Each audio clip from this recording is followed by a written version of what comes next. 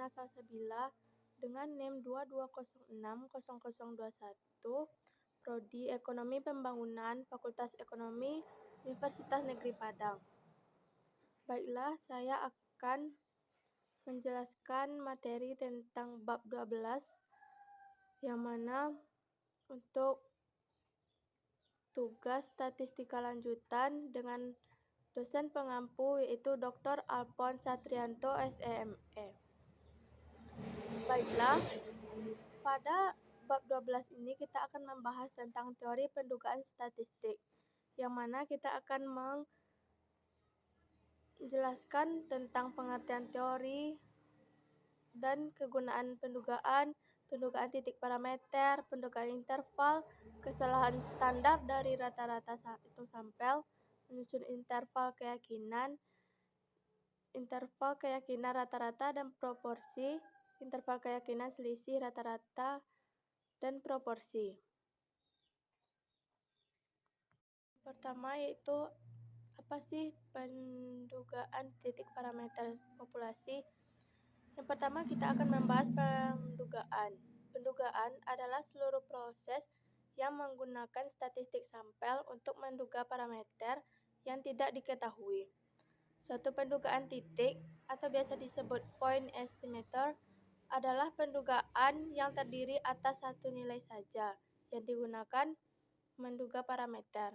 Sebagai contoh, persentase yang menyatakan bahwa 62% masyarakat tidak tertarik untuk membeli mobil murah. Nilai tukar rupiah pada triwulan 1-2014 rata-rata berada pada level 11.779 per US dollar sebagai penduga dari mu.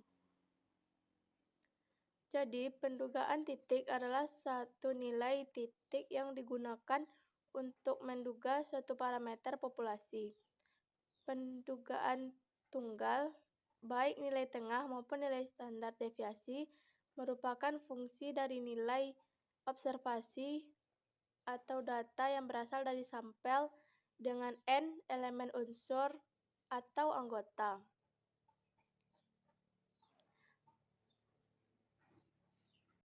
Selanjutnya kita akan membahas tentang sifat-sifat penduga. Penduga yang baik adalah penduga yang mendekati nilai parameter yang sebenarnya. Ciri-ciri penduga yang baik adalah tidak bias, efisien, dan konsisten. Yang pertama kita akan membahas tidak bias. Penduga titik dikatakan tidak bias jika di dalam sampel random yang berada dari populasi rata-rata atau nilai harapan expected value dari statistik sampai dengan parameter populasi mu atau dapat dilambangkan dengan XR. Yang kedua yaitu ada efisien. Penduga yang efisien adalah penduga yang tidak bias dan mempunyai varians yang paling kecil dari penduga-penduga lainnya. Jika ada dua penduga yang tidak bias, maka dapat disimpulkan bahwa penduga lebih baik dari penduga X2. Penduga dengan standar deviasi yang paling kecil adalah penduga yang efisien. Yang ketiga yaitu ada konsisten. Penduga yang konsisten adalah nilai dugaan yang sensitif mendekati nilai yang sebenarnya dengan semakin bertambahnya jumlah nilai sampel. Jadi, ukuran sampel yang semakin besar cenderung memberikan penduga yang konsisten dibandingkan dengan ukuran sampel yang kecil. Selanjutnya yaitu pendugaan interval. Pendugaan interval adalah suatu interval yang menyatakan selang di mana suatu parameter populasi mungkin berbeda. Pendugaan interval menunjukkan pada interval berapa suatu parameter populasi akan berada. Hal ini didasarkan atas pertimbangan bahwa suatu nilai dugaan tidak mungkin dapat dipercaya penuh 100%, karena nilai tersebut didasarkan pada sampel yang merupakan bagian dari populasi. Suatu interval keyakinan, confidence interval, yang dibatasi oleh dua nilai yang disebut batas bawah dan batas atas lebih memungkinkan bahwa suatu parameter akan berada pada kisaran interval tersebut. Interval keyakinan untuk rata-rata hitung populasi adalah interval yang memiliki probabilitas besar mengandung rata-rata hitung populasi. Bentuk umum interval keyakinan adalah sebagai berikut: S kurang ZS, kurang dari P kurang dari S tambah ZS, sama dengan C, yang mana S merupakan statistik yang merupakan penduga parameter populasi P. P merupakan parameter populasi yang tidak diketahui. S merupakan standar deviasi distribusi sampel statistik. Z merupakan suatu nilai yang ditentukan oleh probabilitas yang berhubungan dengan pendugaan interval.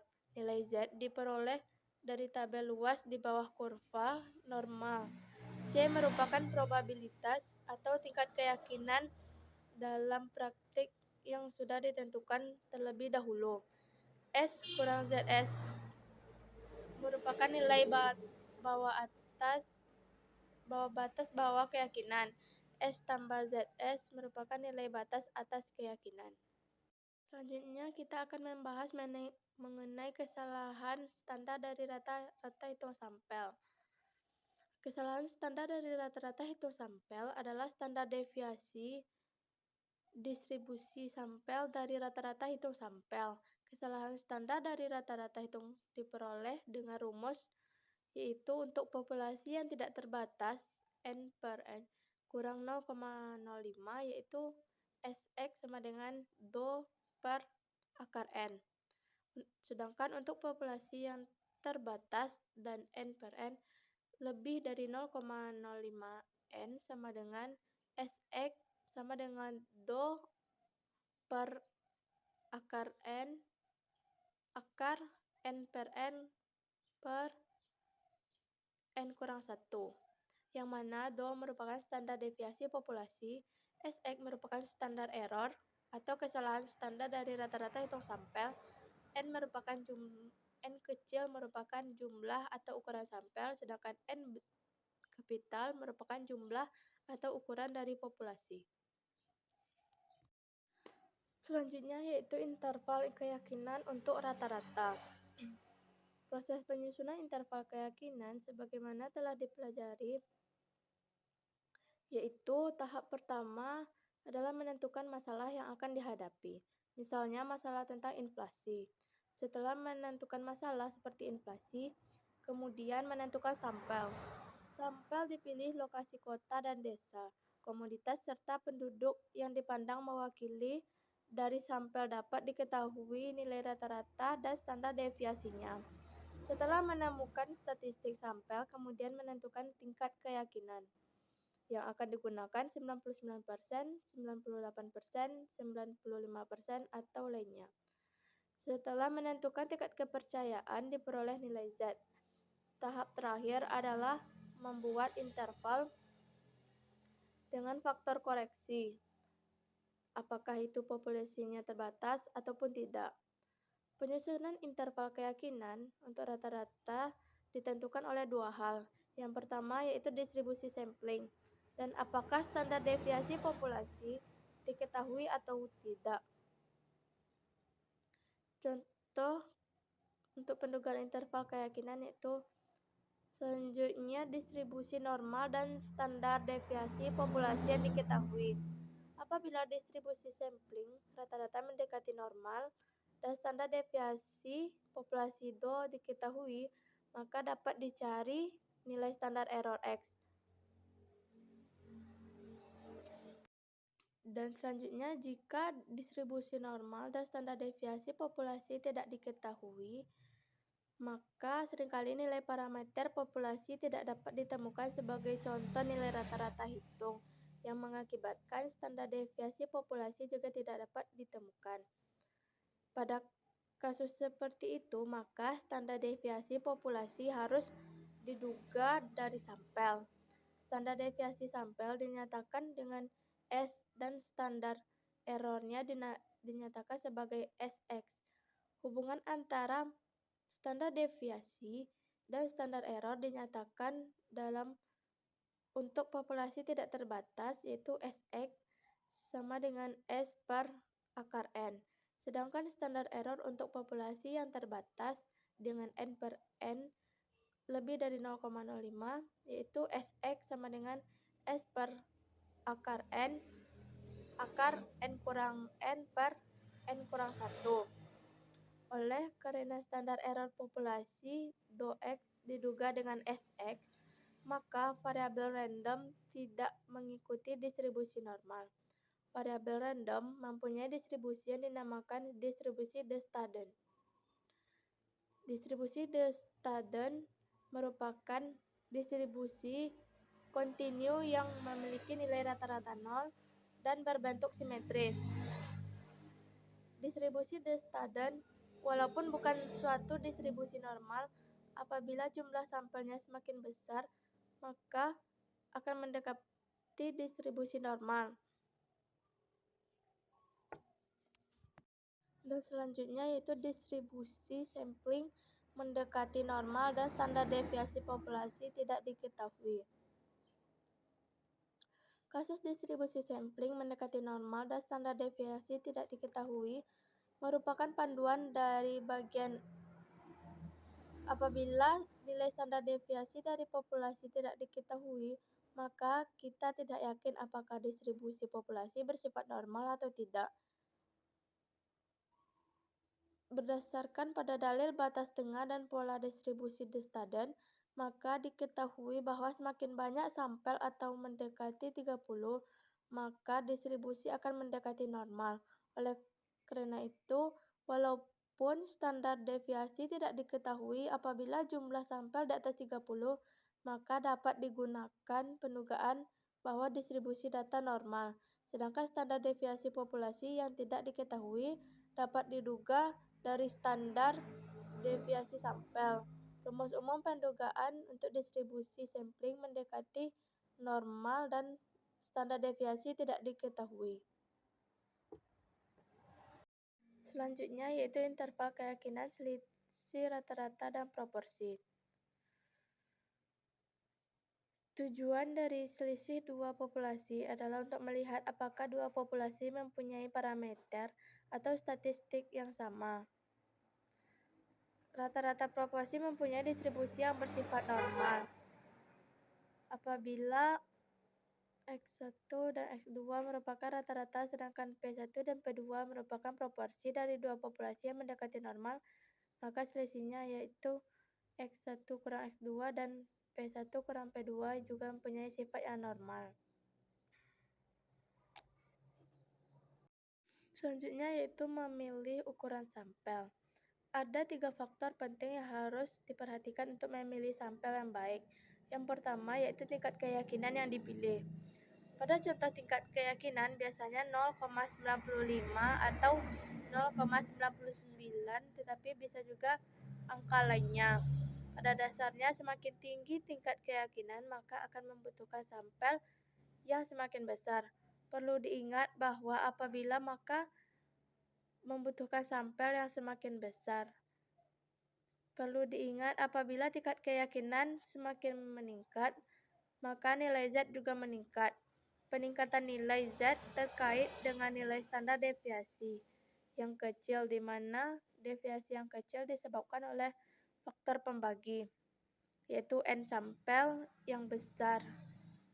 Oleh sebab itu, semakin tinggi tingkat keyakinan, maka semakin besar pula sampel yang dibutuhkan. Yang kedua yaitu kesalahan maksimum yang diperbolehkan. Pada dasarnya semakin baik hasil di penelitian adalah kesalahan minimum. Oleh sebab itu perlu ditentukan terlebih dahulu kesalahan maksimum yang akan dapat toleransi pada derajat keyakinan yang ditentukan. Pada bidang-bidang yang menyangkut kehidupan manusia akan sangat membutuhkan kesalahan minimum 1%, tingkat keyakinan 99%. Di bidang teknis, mungkin kesalahan dapat ditoleransi sampai 5%, tingkat keyakinannya 95%. Sedangkan ilmu sosial biasanya mempunyai toleransi kesalahan yang relatif besar, sampai 20%, sedangkan tingkat keyakinannya yaitu 80%.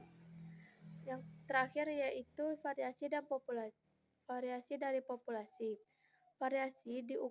Populasi diukur dengan standar deviasi. Pada kasus standar deviasi, populasi tidak diketahui, maka standar deviasi populasi harus diduga dengan standar deviasi sampel, yang dapat dirumuskan bahwa semakin kecil standar deviasi, biasanya menggunakan atau membutuhkan ukuran sampel yang lebih besar. Dari materi yang telah saya sampaikan tadi dapat disimpulkan bahwa satu yaitu teori pendugaan dibagi menjadi dua, yaitu pendugaan titik yang menggunakan nilai tunggal untuk menduga nilai populasi, dan pendugaan interval, yaitu suatu interval di mana nilai parameter populasi diharapkan berada. Yang kedua yaitu penduga yang baik, merupakan sifat tidak bias, efisien, dan konsisten. Tidak bias merupakan nilai statistik sama dengan parameter. Efisien merupakan mempunyai standar deviasi yang sama, yang kecil. Sedangkan dengan konsisten merupakan semakin banyak sampel semakin mendekati nilai populasi. Yang ketiga yaitu faktor-faktor yang penting dalam menyusun interval keyakinan rata-rata hitung adalah jumlah pengamatan dalam sampel, besar standar deviasi, dan tingkat keyakinan C, di mana A merupakan 1 kurang C. Yang keempat yaitu rumus interval untuk nilai rata-rata. Min Z 2/2, S per akar N kurang dari mu kurang dari dalam kurung tambah Z X per 2 S per akar N. Yang kelima yaitu faktor-faktor yang penting dalam menyusun interval. Proporsi adalah jumlah pengamatan dalam sampel, nilai proporsi, dan tingkat keyakinan. Yang keenam yaitu rumus interval untuk nilai proporsi, yaitu P kurang ZX per 2 SP kurang P kecil tambah ZX SP. Rumus interval untuk selisih rata-rata proporsi digunakan untuk melihat perbedaan antara dua populasi. Yang ke-8 yaitu penentuan ukuran sampel yang tetap akan memberikan dugaan yang baik bagi parameter populasi. Beberapa faktor yang mempengaruhi penentuan ukuran sampel yaitu tingkat keyakinan yang diinginkan, nilai Z. Yang kedua yaitu tingkat kesalahan sampel yang diperbolehkan, dan yang ketiga yaitu standar deviasi dari populasi. Rumus untuk menentukan jumlah sampel yaitu yang pertama jumlah sampel untuk nilai rata-rata N sama dengan Z2 per Z kali 2 dalam kurung per P per 2. Yang kedua yaitu jumlah sampel untuk nilai proporsi dengan nilai P yang diketahui, dan C merupakan jumlah sampel untuk nilai proporsi dengan nilai P yang tidak diketahui. Baiklah, hanya itu yang dapat saya jelaskan pada bab 12 tadi. Jika kesalahan itu datang dari saya dan jika kebenaran itu hanya datang dari Allah Subhanahu wa taala. Saya akhiri dengan Assalamualaikum warahmatullahi wabarakatuh.